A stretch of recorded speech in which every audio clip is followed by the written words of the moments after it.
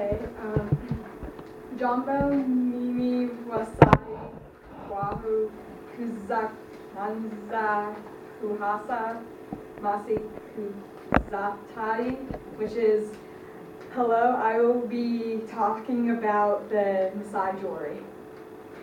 I know I was not able to fully pronounce every word correctly since the Maasai language is not the easiest.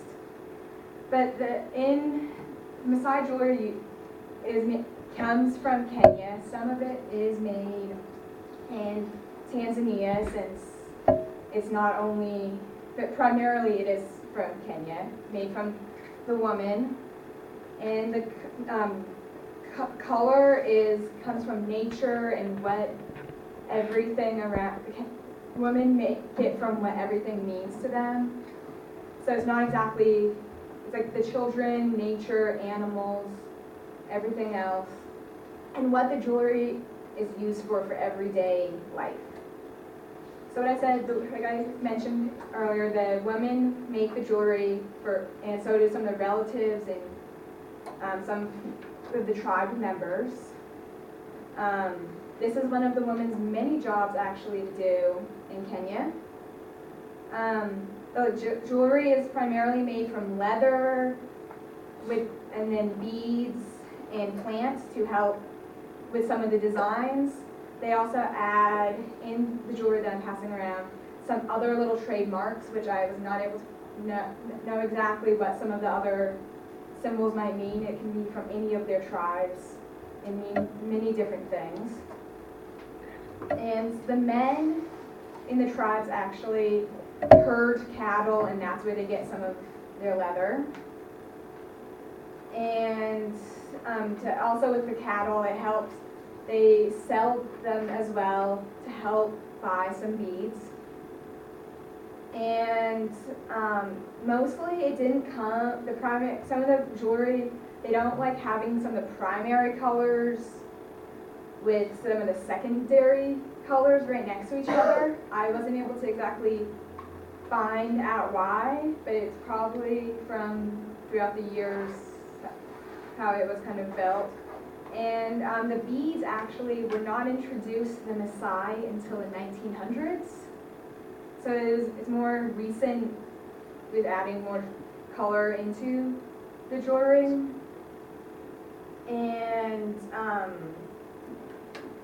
then they also have a huge tradition of many different traditions on what they use the jewelry for. Weddings. For the men, it's used from when the guys get into their teens to 8 years old, 8 years of age or older, when they get circumcised. And yes, it does happen when they get into their teens. And more of the jewelry is also symbolized with the unmarried girls would use a flat bead disc surrounding their necks while they're dancing. And the married women wear more heavy beads to show, they're already pretty much taken. And then, and it's a lot harder for them to walk with the larger beads, so that's why it's mostly used for on their wedding days. And then men and women wear it, not only the women to show that they're married or not married yet. And they also use it not only necklaces but also for earrings, for special events mostly. And then also the jewelry, like I said, represents many different things, especially relating to health and nature. When I went to Tanzania a few years ago, my tour guide asked me if I knew what the colors on the bracelet meant, and I said, no, I don't, being a regular everyday tourist, but I wouldn't know. And the colors are black, yellow, green, and blue. The black stands for the color of the people. The green stands for health and land. And the blue represents sky and energy. White represents peace, purity, and health.